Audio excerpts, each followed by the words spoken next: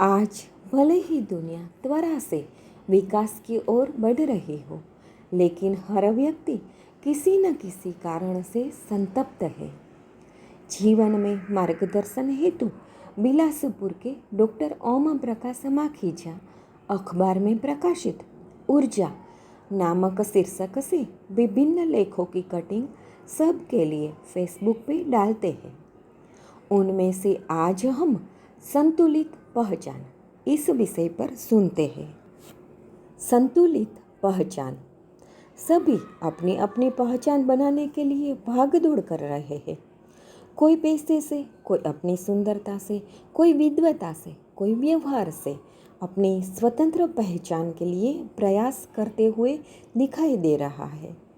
हमें स्वतंत्र पहचान के लिए नहीं, बल्कि संतुलित पहचान के लिए प्रयासरत रहना चाहिए। संतुलित पहचान चरित्र के बिना नहीं बनती। चरित्र को आधार बनाकर जो जीवन में हासिल किया जाता है वही स्थायी होता है, बाकी सब अस्थायी है। चरित्र एक साधना है, तपस्या है।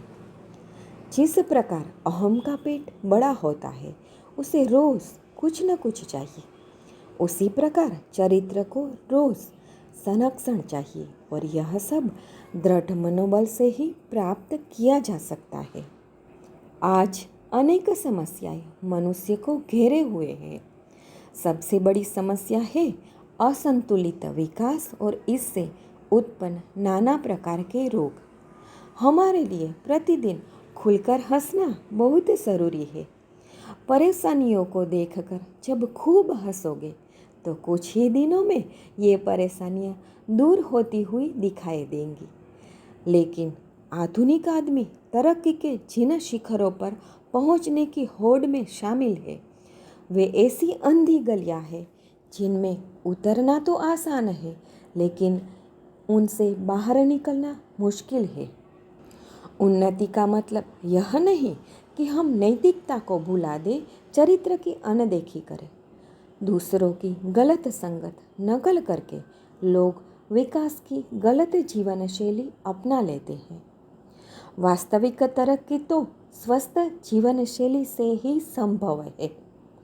स्वस्थ जीवन शैली यानी जो समय को पहचान कर अच्छे बुरे को समझ कर चले, केवल प्रवाह में नहीं बहे। समाज में संतुलित व्यक्तित्व ही सम्माननीय है और वही स्वीकार्य है। जो विकास की प्रक्रिया अनुशासन से नहीं बंधती, वह विनाश करती है। उन्नति कम हो स्वीकार्य है, पर व्यक्ति की खुशियों को चीर कर की जाने वाली तरक्की तो सोची समझी गलती है। जीवन में हम संतुलन के बड़े गुण को अग्रता क्रम में रख सके, ऐसी सद्भावना ईश्वर से याचते हुए इस लेख को पूर्ण करती हूँ। अस्तु।